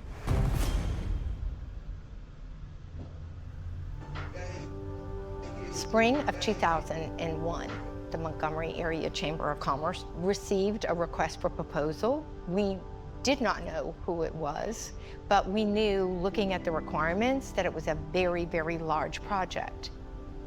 What Hyundai has built is so much bigger and better and impactful than we ever could dream of. This plant right here was a game changer. That's just affected so many lives. It's my job to provide for my family, and that's exactly what this plant has allowed me to do. I would not be living in the house that I live in now. It's allowed me to achieve my version of the American dream. I've been here 20 years, and I feel like I can do another 20. I have 3 daughters that work here. They wanted to follow in my footsteps. They've always looked up to me. Been out here with 12 years so far, right? Yeah. They always knew that Dad was always the guy that made it financially happen. And one reason was because of Hyundai. It's helped me raise my daughters and really live a better life for myself. Every time that I'm out on the street and I see a Hyundai, it brings pride to me to know that I did have a part of making that vehicle as great as it is. This plant, you know, they do a lot of things in the community. We donate money to the area food banks. We donated a lot of money to the United Way Fund. Hyundai is such a big part of the community, and that was their goal when they first started. We've given over $5.5 million to the River Region United Way. My goal was to try to get maximum participation. A lot of times people are really excited once they recognize that the United Way does so much good in the community. The team members here at Hyundai, they give because they have the heart to give. They give because they want to make the community better, and they're using those funds that have been donated to provide over $2 million worth of prescription assistance to the community every year and have helped rebuild homes. Hyundai just has built a culture of giving across the entire state. Hyundai's economic impact. What are you doing? You need to fix this. You're sad because you're not going out there and accomplishing what you're supposed to do. It's your masculine duty to make money, to be successful, to lose weight, to be strong and fit so that you can protect and provide for the people that you love. And when you're not able to do that, you get depressed and you get sad, rightfully so, because you're a fuck up. And biggest thing when I was growing up, my weight was always blamed on someone else. I was like, oh, it's my parents feeding me too much. And it's like, you can close your mouth. Like, I don't have to eat, you know? But when I finally made that change in my head, I realized that where you're at, given like the ideal circumstances, it is your choice. I am where I'm at now because I made a series of wrong choices and didn't handle myself correctly. I mean, you deserve to be depressed if you're fat. I mean, the reality is that, see, depression is a very healthy response to inadequacy. When you're a man, you gotta go out there and produce. We're not women where we can just coast on our looks and make it through life. As a man, you must produce financially. I gotta cut you off, bro, because no one must, deserves to be, like, people die from that shit, bro. Like, no one deserves to be depressed. Let me finish. The reason why you feel depressed, and it's a healthy response to you being fat, is because it's your body telling you, like, wow, what are you doing? You need to fix this. You're sad because you're not going out there and accomplishing what you're supposed to do. It's your masculine duty to make money, to be successful, to lose weight, to be strong and fit so that you can protect and provide for the people that you love. And when you're not able to do that, you get depressed and you get sad, rightfully so, because you're a fuck up. Have you experienced depression?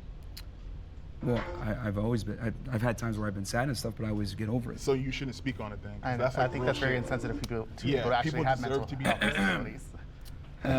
Depression most of the time is not real, no. That's fucking wild. No. That's Okay. fucking wild. It's The not. earth is flat, A too. lot of the times when people are depressed, it's because of their own inadequacies. You're messing up in So something you get in your raped, life. Is that an inadequacy? He doesn't 'Cause people mean in get all depressed from that. cases. No, he's saying like in the majority. When you see a blanket statement There's like always that, going to be right? exceptions, but I'm speaking generally in this context of being fat and why you were depressed. It's because That wasn't the only reason why I was depressed, but go on. Okay, Yeah. but it's a component. You know what I Yes, mean? it was a big component, It was for a sure. response to your Yeah. inadequacy as a man. And the thing is that we live in a meritocracy. I know everyone likes to run around and say, oh, everyone's equal and it's all equality for everyone. No, that's not how the world works. Why the fuck should I be treated equally to someone who's fat, broke, not disciplined, and not as intelligent? It's a competition. Life is a competition. Where are you getting the notions that people are not disciplined? Where is that coming from? If you look at depressed guys, etc., look at their life, 9 out of 10 times, they're not going to the gym, they're not making the money that they're supposed to be making, they're not where they need to be. Show me a guy that's making money, successful, has a good set of friends around him, has a network, etc., that is depressed. You would rarely find that. Are there exceptions to the rule? Of course. There's always exceptions to the rule. There's always exceptions to the rule. There's always exceptions to the rule. But in general, understand that it's not black and white. When you get depressed, a lot of the times it's because you're a fuck up and it's your body's natural response to you being a fuck up. Has anyone here ever felt like they didn't have control over their body or their physique? There's times where I felt like I didn't have the control I wanted, but there was never a point where I'm like, this isn't within my ability to do. Yeah, I think we all go through stages, especially mental health. You wish it was easier sometimes, but other than that, it's like, no, of course I'm in control of it. I know I am. So, I've started a fitness journey. I've been smaller, I've been bigger. I used to be a dancer. This really was what fueled me, hit a depression. I turned to food as, something to comfort me. Sup, Sad Sacks? My kids? No, these. Try this toasted chicken bacon ranch with melty provolone. Warm and comforting, huh? Not like my dad. New toasted sandwiches at Jimmy John's. Oh, that's good.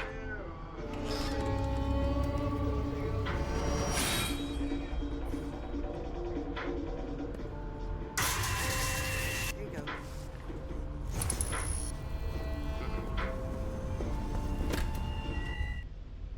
And I realized that I was spiraling, right? Started working out again, kind of fell off of it, but this year I told myself it was my year of renaissance, right? That I was going to actively make the changes in all aspects of my life, including my health, including what my body looks like and what my body is capable of.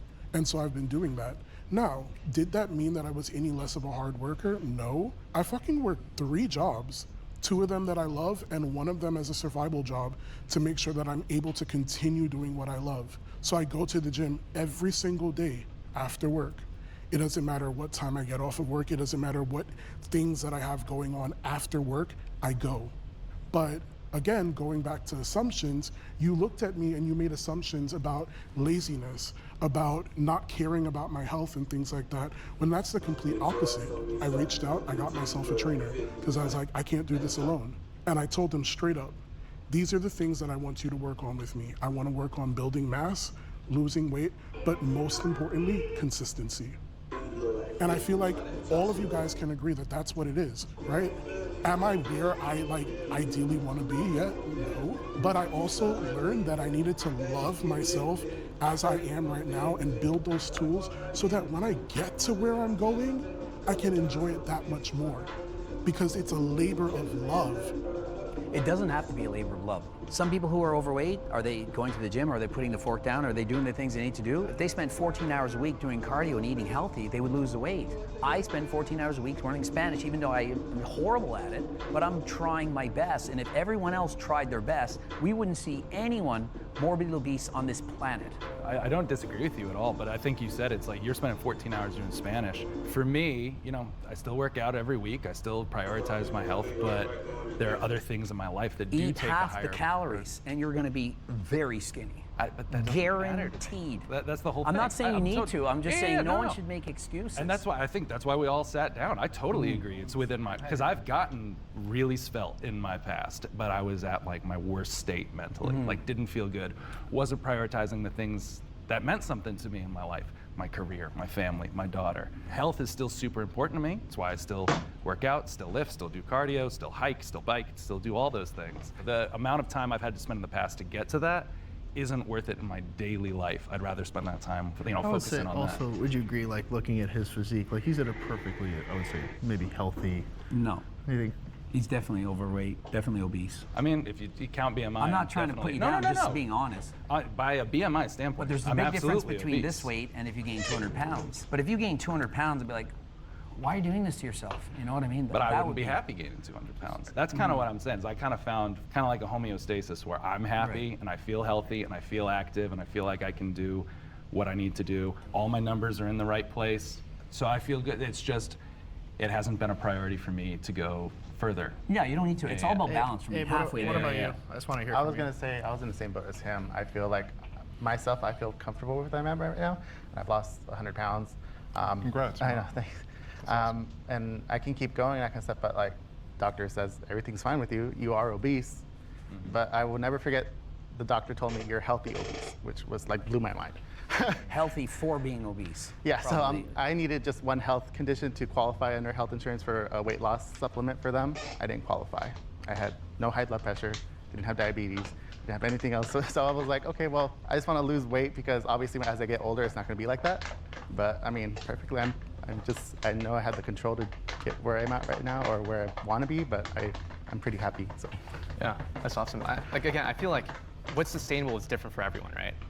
I think there's a way to weave in fitness in your life in a sustainable manner that might not encompass you losing a ton of weight. I think people kind of have different stages in life where they're focusing on different things, and I think that's something I can completely respect. Yeah. At the end of the day, as long as you know that you have the agency to actually make that change, yeah. When the time comes, when you want to do it, like I don't see anything wrong with that. I was very curious, out of show of hands, who here feels like after spending time in this space, you feel like you're closer to understanding the other side than when we stepped in the room? Yeah. A little surprised. I understand it less. Literally, like. We'll talk after. We run the. Surprised. I understand it less. Literally, like. We'll talk after. We run the risk of it blowing open again, but this was a super, super interesting discussion. One of the more interesting episodes I've been a part of. So thank you all. Thanks for sharing your perspective. I think that's a wrap, right? Nice work, guys. I guess. Smoke it up, Yeah. Smoke it up, Nice meeting you. Nice to meet you. Nice to meet you, brother. Have a good one. Bring it in. Really good to meet you, brother.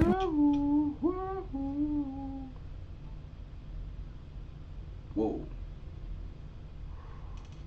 Love was nearly lost until Pizza Hut showed up. Go get her. Hi, I'm Peter. Looks like a meat lovers. Starting at $12.99, Pizza Hut is hooking everyone up with more of what they love. Choose from 4 large Hut Lovers pizzas. I believe that the person that you cheated on needs to know. So if you're gonna say, like, I'm not gonna tell them because of psychological damage, it's honestly, you're not even taking accountability for what you did. Hold You on. chose to cheat. Disclosing that you cheated to the person that you cheated on is not accountability. That is just revealing That is information. taking accountability. I would consider that as a form of taking accountability. You're so open. That's delivering Be open news. about this. That Maybe is it's a the form first of step taking towards it. accountability. I agree with you. Maybe it's the It is. first It's a step. first step. Hi, I'm Gen, and I explore social and controversial issues through both sides. And today I'll be moderating this middle ground episode of Cheaters versus Cheated On. We'll be exploring topics such as the personal experiences of people cheating, the emotional toll that it takes on relationships, and why exactly do people cheat. The first prompt is, I would forgive my partner if they cheated on me. Agreeers, please step forward.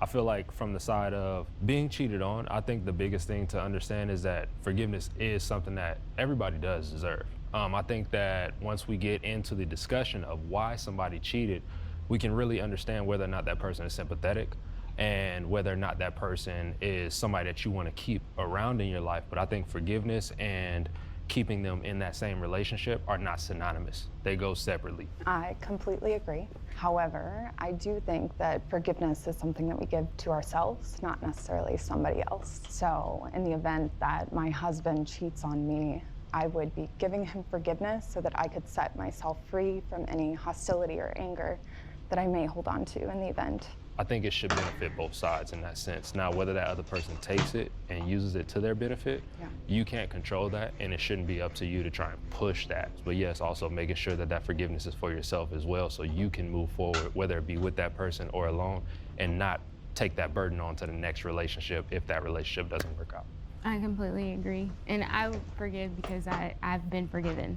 So, and I'm a Christian, so I believe in forgiveness. I believe that we should forgive people because we have been forgiven. You know, you can have short-term forgiveness and long-term forgiveness, and you know, it's like, are you addressing the root of the issue and really if you're truly forgiving, and forgiveness is something that comes with maturity and with life experience, it's the whole circle of forgiveness. You get so much and you release the other person and yourself from anything, and then you can move forward from that point. One thing that is interesting though is that there are 3 people from Man, fuck that cheating asshole, bro. the cheater side who have sat down, but only one on the cheated on. That is interesting. I guess I'd be curious to hear more so about your guys' experiences, because it seems like in this instance you were cheated on. Yes. So I cheated on him. Yes. And he forgave me. But I guess I'll let you explain that. Forgiveness is a step-by-step process. It's not anything that does happen instant. And for us, that was something that we did step by step. And as you said, getting down to the root of it was a big thing. Yeah. To where all questions have been answered, all things that were left up to an idle mind are no longer there. And so by getting down to the root of it, I can also figure out, okay, were there some areas that as a husband, I did not uphold what I needed to be? It might have been that you might have felt emotionally you couldn't feel like you can come to me. So do you feel like you have equal blame in the cheating that occurred? Can I interrupt? I think that bringing the conversation to the concept of blame, I think you actually kind of have to understand the purpose of blame. And I think that the purpose of blame is to shift responsibility. When I have conversations around cheating, I really like to steer clear of the blame game, because the truth is, like, we all played a part, society included. Can we have the disagreeers please step forward? Just to go back to kind of the imbalance that we saw there, I'd be curious to hear from the cheated on group first. There was a few things I heard that I found interesting. One, you said about not using the blame game, and then also when you said about you felt like you may have had something to do with, not being a husband or whatever it may be. And those are things I kind of disagree with. Like, I know most of us walk with good intentions in life, right? We're trying to be a good person, yes? Or maybe not. But at the most part, you start off that way, right? But I guess the way I live my life, I don't give anybody any excuse to do something wrong to me. So if you do something wrong to me, you have to kind of go out of your way to do that. And this idea that you start saying, well, it must have been something I did. It actually might not have been. It might have been just the other person wasn't where you were at as a human being. And also the other thing I heard was about, forgiving for yourself. I've never understood that statement. They did something wrong, I'm just gonna move on. I'm not gonna hold any ill will to you, it just happened. Can I respond to that? Go ahead. So I actually agree with the 2 things you said about the forgiveness. I have never understood that either. I just feel like, for me, if it works for other people, that's great. I actually have found healing in not forgiving people. And I think there's a difference. I think I choose not to forgive them, and then eventually I am indifferent towards them, is what I'm saying. I think there's a difference between not forgiving someone and hating someone. And I think most of that narrative comes from usually the person who cheated, saying, you forgive for yourself, or like. Chevy is called the heartbeat of America. Like the people who keep this country moving. For them, only America's most dependable truck will do. In every Chevy truck. You never hear it coming from the actual person who got cheated on. And again, to that point, it seems it's always connected to, if you don't forgive, you're holding on to some ill will.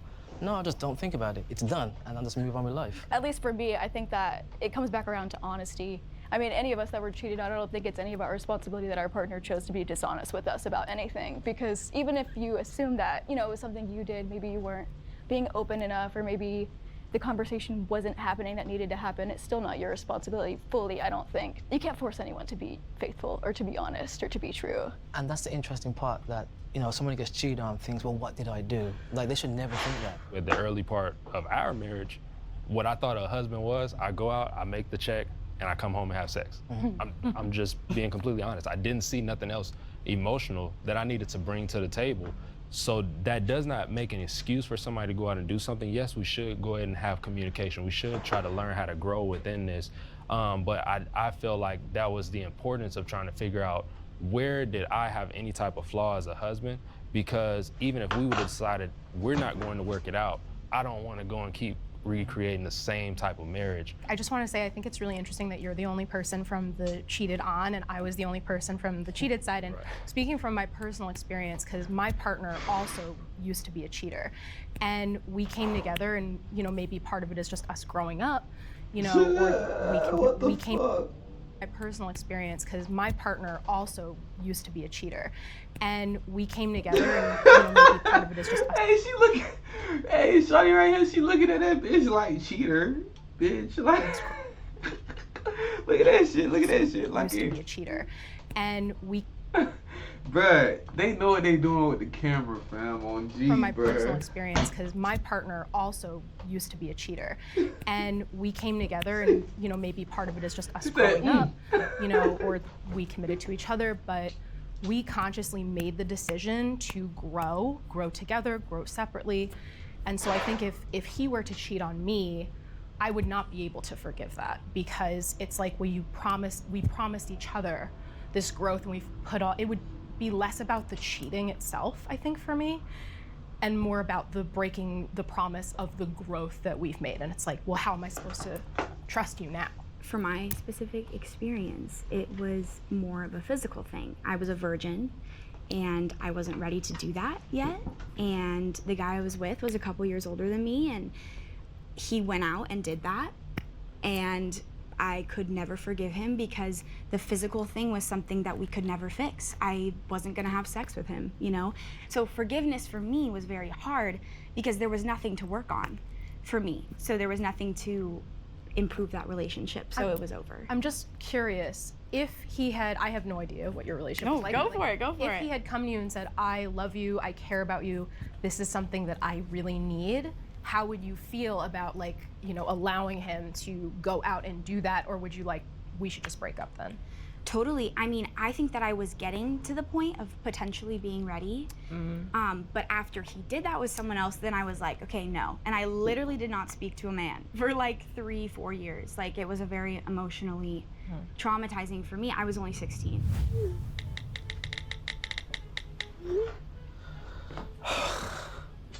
Love is so rewarding when it's good, but it's so painful when it's bad. Even when you know you've been wronged. As time passes, it's hard to heal, especially if you don't have a solid support system. Luckily, BetterHelp, the sponsor of this video, is there for you when you need a little extra support to make it through hard times. BetterHelp makes starting therapy easy to fully meet hours. You can even What the fuck is this nigga, bro? Is he Spanish or what? Is he Spanish or Chinese, nigga? Episode. Emotional cheating is worse than physical cheating. What the fuck, Okay. bro? Worse. I've been cheated on twice in the past year. The first was physical, the second was emotional. And to me, well, I don't want to bring it back to Jillian while she's standing over there, but we were talking about like the concept of virginity, and she was only 16. Like, the physical cheating aspect, I was cheated on because I wasn't, I suppose, being sexual enough, despite the communication that we had going on. I was just kind of being lied to the whole time. But emotionally, for me, that's what relationships are built on. So lying about something like that, or like having someone else on the side that you're giving those parts of you to, when I truly just want to like know the inner depths of like your being, because we are in a relationship, it's just worse to me. You hesitated to come up. Hesitated to come up because I think the word worse is like, it implies that there is a level of significance to whether you act on it or not. And I think ultimately cheating comes down to managing your own thought life. And as far as what you said about you not meeting his physical needs, I'd like to... It was her, but yeah. Oh, her, sorry? You're good, same deal. I'd love to shirk that off of you because what somebody else does in life... It's not the same fucking deal, but it's a reflection of them, not a reflection of you. So like, as far as the, oh, I didn't meet physical needs of my partner, I think you can't really say that because if they weren't vocal about it, right? Absolutely, which is like, that was the main reason and one of the only reasons that we broke up, and I called it off, and I was still never apologized to. It was never acknowledged that it even happened. Yeah. Because that betrayal was so tangent, it was a lot easier for me, for me to let go of it. But having like a deep emotional connection with someone, I like tried again with an ex, and then I ended up getting emotionally cheated on. I had much more of a deeper investment in the character of that person. And I cared very deeply about where we were going in life and how we were growing together, and to sort of have that growth cut off, you know, is something different entirely. I do like what you said though about using the word worse and like how there's like Yeah. a level of significance to betrayal, whether it's actually executed with your body or not. Yeah. I think that It's still betrayal. Yeah, it's still a betrayal, right? I can't help it if I'm popping, see them watch like I feel fabulous. She on that bit about to cry, man. So I have a long history of cheating, unfortunately, and I have both Damn. physically cheated and emotionally cheated. The way my Damn, nigga. I ain't gonna lie, I fuck with Sophie. She up front than a bitch. So I have a long history of cheating, unfortunately, and I have both physically cheated and emotionally cheated. The way my various partners responded was The cheater's looking in disgust. physically cheated and I mean, the emotionally fucking cheated. the cheated on looking in fucking disgust. Look, bro. This the shit Jubilee doing. They be talking about be nice in the comments because everybody human. Why the fuck after the cheater says I have been cheated? Let's see what she said again. Way my various partners, and I have a long history of cheating, unfortunately, and I have both physically cheated and emotionally cheated. The way Shawty said I got a long history of cheating, and I both physically cheated and emotionally cheated, and they fucking put the camera on like the two main cheated on.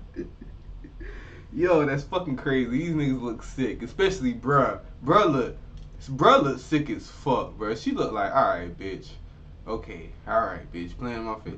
He's just looking like, should I have even remarried? Should I have even forgave that bitch? Like, my fuck. various partners responded was different. I don't think that it's fair to say one is worse than the other. Yeah, I kind of agree, because at first I was standing back there, I'm like, physical has to be worse, but then I'm like, everybody has a different standard or a different experience. Yeah. I can't say what's worse for somebody else, what maybe for me. The other thing is, I don't understand, I'm not sure I even know what emotional cheating actually is. That's what I'm sitting there, I'm like, what is what is emotional cheating? What that means at all. So emotional cheating, like when, let's say, you're going to someone and talking to them about the problems in your relationship, and they're offering. She did that shit. That's why she's able to. She's giving the best example from experience, nigga. Offering that advice, they're offering you comfort. Boy, she missing that shit. Boy, look at that smile. What the fuck? They're giving you everything that you want. Yeah, that you're desiring at that yeah, point yeah. when you're actually supposed to be going to your spouse or to the person that you're with. I agree with you, but I would take that a step further and say you can emotionally cheat and like they not know about your spouse or your partner. Like it's about having a relation, like you're talking to them with the way you talk to your partner. Because I have my my high school sweetheart. I was in love with someone else. I was in love with two people at the same time. It was very complicated. But before anything ever physically happened, I was emotionally cheating on my boyfriend at the time because I was talking to this guy like he was my boyfriend too, even though we weren't together. You know, and I know people who have divorced, who have left their marriages because it was like, well, I've fallen in love with someone else, even though we've never done anything physical. Whereas by that same token, you can also have like a one-night stand and it be purely physical and not emotional cheating at all. It's funny because like it seemed like you're describing when you're trying to get to know about somebody because you want to date them. So that's why it's kind of like really. Let me help you. Yeah, it's kind of like confusing. Emotional cheating begins when you have a relationship with somebody that your partner is not aware of. Okay. It's a romantic relationship. Yeah. So for me, God damn it. Hold on, she talking about. Look, she. Okay. And a romantic relationship. Yeah. Yeah. So for she like she said yeah, cause that's like, bitch, no, any relationship, cause obviously if you hiding them niggas, it's an issue. Come on, bro.